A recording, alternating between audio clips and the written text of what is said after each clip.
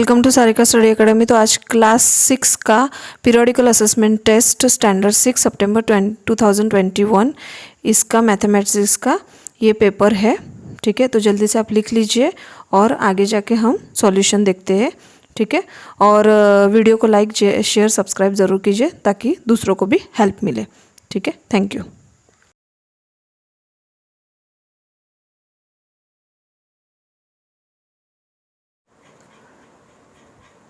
तो चलिए स्टार्ट करते हैं मैथमेटिक्स के सॉल्यूशन के लिए। यहाँ पे periodical assessment test standard 6, time hour 1 hour, mathematics सितंबर 2021, मार्क्स 25। तो यहाँ पे do as directed, first question है डू एज डायरेक्टर। इसमें फर्स्ट है which number will be form by we interchanging the digit at units and 100 place in 1 2 3 is the new number greater और smaller than 1 2 3। तो यहाँ पे greater number, place value बताया है। तो ओरिजिनल नंबर हमारी क्या हो सकती है 1 2 3। यहाँ पे कौन सा नंबर दिया है 123 दिया है। ठीक है, अगर इसका ग्रेटर नंबर हम करते हैं तो यहाँ पे इन तीनों में से कौन सा नंबर बड़ा है तो 3 नंबर, तो 3 आगे करते, फिर उससे छोटा और उससे छोटा, यानी 321 हमको न्यू नंबर मिलता है इस क्वेश्चन में से। ठीक है, तो आप आंसर्स लिख सकते हैं new number is greater than original number. Second question, which number we will get if we subscribe the place value of 4 from the place value of 5 in 95,432। ठीक है, तो इसमें आपको यहाँ पे क्या बताया, सब्ट्रैक्ट करना है प्लेस वैल्यू 4 की और फ्रॉम द प्लेस वैल्यू 5। तो यहाँ पे 5 है, ये 5 है, तो 5 की प्लेस वैल्यू क्या आएगी 5000, यानी 5 के बाद कितने नंबर आते हैं 3 नंबर आते हैं, तो 3 0 आएंगे। और 4 यहाँ पे क्वेश्चन में बताया इसलिए 4 लेना है। तो 4 के बाद में कितने नंबर आए हैं, कितने नंबर आए हैं 2 नंबर। ठीक है, तो यहाँ पे 2 और इनका आपको सब्ट्रैक्ट करना है, ऐसे यहाँ पे बताया। तो यहाँ पे जल्दी से हम फटाफट से कर लेते हैं। 5000 माइनस 400 कितना आया 4600। ठीक है, तो ये आपका आंसर हुआ। नेक्स्ट थर्ड क्वेश्चन है राइट इन वर्ड्स। तो ये जो 5,02,324 है आपको वर्ड्स में लिखना है। तो जल्दी से लिख लेते हैं 5,02,324। ठीक है, इस तरह से आपको लिखना है। Question number 2, do as directed. In first question find the product using rearrangement. तो यहाँ पे आपको प्रोडक्ट फाइंड करना है और उसको रीअरेंज लिखना है। ठीक है, तो यहाँ पे 4 मल्टीप्लाई बाय 1853 इंटू 25। तो यहाँ पे क्या करेंगे, यहाँ पे इस तरह से लिख लेंगे पहले सवाल, उसके बाद जो ये 2 नंबर है इनका हम ब्रैकेट में लिखेंगे और इनका मल्टीप्लाई करेंगे, क्योंकि ये बड़ा नंबर है उसको हम बाद में कर सकते हैं। तो जल्दी से इन दोनों का हम मल्टीप्लाई करते तो कितना आता है 100। तो 100 में से मल्टीप्लाई करेंगे 1853, तो कितना आंसर आया 1,85,300। तो ये आपका आंसर हुआ। नेक्स्ट है क्वेश्चन नंबर 2, रमेश भाई filled his truck diesel tank with 60 liters of diesel on Monday and 40 liters of diesel on Tuesday. If the diesel cost ₹85 per liter, how much did he spend in all on diesel? तो यहाँ पे हमको total diesel कितना दिया है इसमें 60। ठीक है, टोटल डीजल यहाँ पे 60 लीटर दिया है मंडे को और दूसरा ट्यूसडे को 40। तो यहाँ पे मंडे का यहाँ पे इस तरह से लिखना है आपको, मंडे 60 लीटर और ट्यूसडे 40। तो दोनों का ऐड होता है, यहाँ पे एडिशन होता है, तो कितना कुल मिला के दोनों दिन का 100 लीटर्स होता है। सो यहाँ पे उनकी कॉस्ट कितनी बताई क्वेश्चन में, कॉस्ट ऑफ ₹85। ठीक है, क्वेश्चन में हमको कॉस्ट दिया 85 रुपीज़। तो टोटल स्पेंड हमको ढूंढना है। ठीक है, तो कैसे करना है आपको, जल्दी से यहाँ पे हमारा मंडे और ट्यूसडे का कितना आंसर आया था 60 + 40 = 100। तो 100 मल्टीप्लाई जो कॉस्ट क्वेश्चन में दिया है ना वो उससे मल्टीप्लाई करना है, तो इतना आंसर आता है। ठीक है, 8500 इसका आंसर आया। Next question 3, do as directed. In first question, which two number have 7 as a common factor. ठीक है, तो 7 के कॉमन फैक्टर कौन से हैं? 7 खुद, ठीक है, और 14, 7 2 जा 14। कोई भी कॉमन फैक्टर, हमको 7 के कॉमन फैक्टर्स ढूंढने। ठीक है, तो यहाँ पे सिर्फ उन्होंने 2 बताए, इसलिए 7 एंड 40 इसका आंसर आएगा। नेक्स्ट क्वेश्चन है, right common factors of 20 and 25। तो यहाँ पे फैक्टर्स ऑफ 20 कौन से टेबल में आते हैं? तो 1 के तो आते ही है, 2 4 5 10 20। ठीक है, 2 10 जा 20, 4 5 जा। ठीक है, अलग अलग रिपीट नहीं करना है, जो एक ही बार हमको लिखना है, कौन से टेबल में आता है वो ढूंढ के आपको 20 में लिखना है। ठीक है, तो इतने हमारे 20 के आए। अगर इससे ज़्यादा नहीं आते तो लास्ट में तो 20 के टेबल में आता ही है। ठीक है, यानी ये इतने फैक्टर्स इसके निकाले। अभी फैक्टर्स ऑफ 25, तो 25 कौन से टेबल में आते हैं? एक 1 और 5 और खुद 25 के। ठीक है, तो इसमें कॉमन फैक्टर्स ऑफ 20 एंड 25 कौन से आए? 1 और 5। क्योंकि देखिए फैक्टर्स ऑफ 25 में कौन से है जो यहाँ पे है? तो 1 है और 5 है, 1 है और 5 है। ठीक है, ये 2 नहीं है, यहाँ पे 4 भी नहीं है, 10 और 20 नहीं, इसलिए ये दोनों ही नंबर यहाँ पे है। यानी common factor of 20 and 25 1 and 5 answer हुआ। Next question 3, write first 3 common multiples of 3 and 5। तो फैक्टर्स ऑफ 3, तो 3 के कौन से फैक्टर्स है? कौन से टेबल में 3 आता है?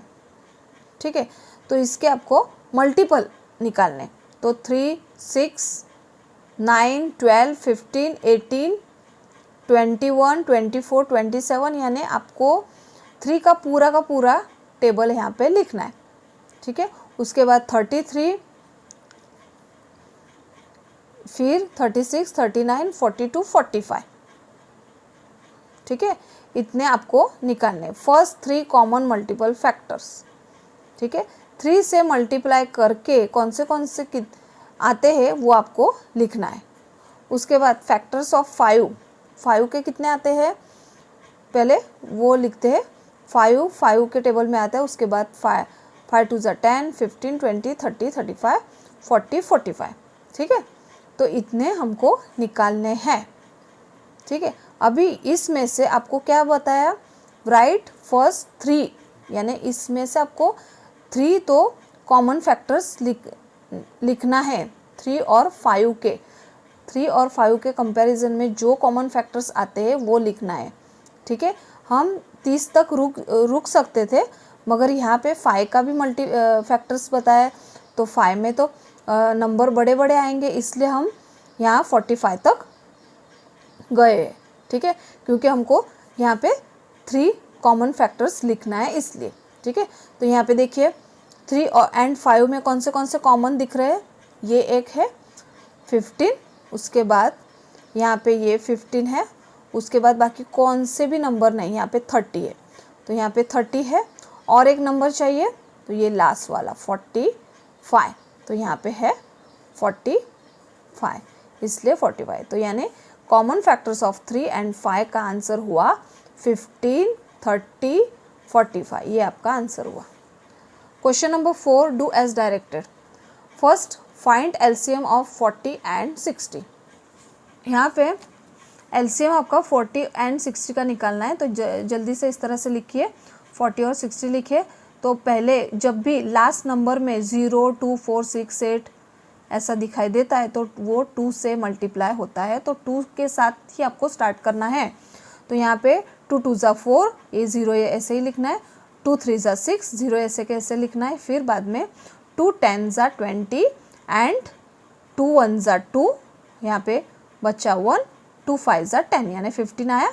ठीक है, यहाँ पे फिर से 2 से मल्टीप्लाई करना है क्योंकि यहाँ पे 10 है, तो 2 5 ज़ा 10, और ये 15 2 के टेबल में नहीं आता तो 15 वैसे के वैसे ही लिखना है। ठीक है, तो यहाँ पे 2 5 ज़ा 10 और 15 ऐसे के ऐसे ही लिखना है। 5 1 ज़ा 5, 5 3 ज़ा 15 और 3 ये यहाँ पे 1 ही है तो इस तरह से 1 लिखना है। 3 1 ज़ा 3, तो इस तरह से इसका आंसर आता है 2 × 2 × 2 × 5 × 3। 2 2 ज़ा 4, 4 2 ज़ा 8, 8 5 ज़ा 40 एंड 40 3 ज़ा 120, तो इसका आंसर आया 120। ठीक है, तो इसका ये 120 आंसर आता है। Question number 2, which smallest 3 digit number is divisible by 12, 18 and 24। तो इसका हम एलसीएम निकालेंगे। तो इस तरह से लिखना है आपको 12, 18, 24। तो ये पहले ये तीनों के तीनों 2 से मल्टीप्लाई होते हैं, तो 2 6 ज़ा 12, 2 9 ज़ा 18 एंड 2 12 ज़ा यानी 2 1 ज़ा 2, 2 2 ज़ा 4, 12 2 ज़ा 24। तो यहाँ पे फिर से 2 3 ज़ा 6। ठीक है, तो 2 के टेबल में 9 नहीं आता तो वैसे के वैसे लिखना है एंड 2 6 ज़ा 12। फिर बाद में ये 3 का 3 वैसे ही लिखना है, 2 से मल्टीप्लाई करना है, ये 3 ऐसे के ऐसे और ये 9 भी ऐसे के ऐसे लिखना है और 2 3 ज़ा 6, यहाँ पे 3 ज़ा है। अभी बाद में 3 1 ज़ा 3, 3 3 ज़ा 9, 1 और ये बाद में 1 आएंगे। तो इसमें इसका आंसर क्या आएगा 2 × 2 × 2 × 3 × 3। तो 2 2 ज़ा 4, 4 2 ज़ा 8, 8 3 ज़ा 24 एंड 24 3 ज़ा 4 3 ज़ा 72। ठीक है, तो इसका आंसर क्या आया 72। ठीक है, अभी हमको क्वेश्चन में बताया है कि 3 डिजिट का नंबर यहाँ पे निकालना है। तो 3 डिजिट ऑफ 72, तो यहाँ पे जो आंसर आया है 72, तो इसी में से आपको 2 मल्टीप्लाई करना है। तो कितना आता है 144। यहाँ पे 72 आया है मगर उन्होंने क्या बताया 3 डिजिट का आंसर आना चाहिए। ठीक है, तो यहाँ पे इसका जवाब आता है 144। ठीक है, जो भी आंसर आया है उसमें से आपको 2 मल्टीप्लाई करना है। ठीक है, तो ये डिविजिबल होता है 12, 18 एंड 24 से। नेक्स्ट है question number 5, choose the correct option. In first question, which polygon has list number of sides. ठीक है, तो यहाँ पे पॉलीगन दिए गए हैं ऑप्शंस में, तो उसमें किसके कम होते हैं साइड्स, वो इसका आंसर होगा। ठीक है, इसमें फर्स्ट है पेंटागन, रेक्टेंगल, स्क्वायर, ट्रायंगल। तो पेंटागन के 5 होते हैं, रेक्टेंगल के 4 होते हैं, स्क्वायर के भी 4 होते हैं। ठीक है, और ट्रायंगल के 3, तो आंसर इज ट्रायंगल। नेक्स्ट यहाँ पे फिगर दी है CBZ। ठीक है, और यहाँ पे पॉइंट दिया A। तो which point is not a vertex of the triangle. ठीक है, तो यहाँ पे सा पॉइंट ट्रायंगल का वर्टेक्स पॉइंट नहीं है। तो यहाँ पे ऑप्शन दिए ZABC। तो यहाँ पे Z तो है, C है, B है, सिर्फ A नहीं है, तो ये आंसर आपका हुआ। ठीक है, the answer is A। Next ZYW, ये आपका फिगर रहा और बीच में एक्स है। तो which point is not a point on the triangle. तो कौन सा पॉइंट ट्रायंगल का पॉइंट नहीं है। ठीक है, तो यहाँ पे ये बीच में है तो ये ट्रायंगल का पॉइंट नहीं है, क्योंकि पॉइंट कौन सा है WYZ है, तो ये अलग से, इसलिए इसका आंसर x आया। ठीक है, the answer is x। Next ये फिगर दी है ABCD। ठीक है, तो इसमें क्या बताया, which vertices are common in triangle ABC and triangle BCD। तो यहाँ पे कॉमन कौन सा है वो आपको लिखना है। ठीक है, तो यहाँ पे ABC कहाँ है, ABC और BCD। ठीक है, 2 बार C आया, तो और 2 बार बी आया, ठीक है ना। तो कौन सा कॉमन हुआ? B. B and C is the common vertices, ठीक है। तो इसका आंसर क्या आया? B and C. Next question, in which of the following figures P is in the interior of a triangle, ठीक है। तो कौन सा इस फिगर में कौन सा इंटीरियर है, वो इंटीरियर ट्राइंगल है, वो आपको ढूंढना है, ठीक है। तो यहाँ पे ये P A B E F H C D E और आई जे के, ठीक है। तो यहाँ पे इंटीरियर पॉइंट किस में बता रहा है? पी, ये इंटीरियर यानी अंदर का, ठीक है। ये भी बाहर है, ये इससे अटैच है मगर अंदर नहीं है। तो अंदर कौन सा है? ये, यानी इसका जवाब सी आएगा। तो सी इसका आंसर होता है, ठीक है। ठीक है, तो इस वीडियो में ये पीरियोडिकल असेसमेंट मैथ्स का यहीं पे ख़त्म होता है। अगर वीडियो आपको पसंद आता है तो लाइक शेयर सब्सक्राइब कीजिए, शेयर ज़रूर कीजिए ताकि दूसरों को भी इस वीडियो से हेल्प मिले। Thank you so much for watching this video. Next video में मिलते हैं, तब तक के लिए टेक केयर, बाय।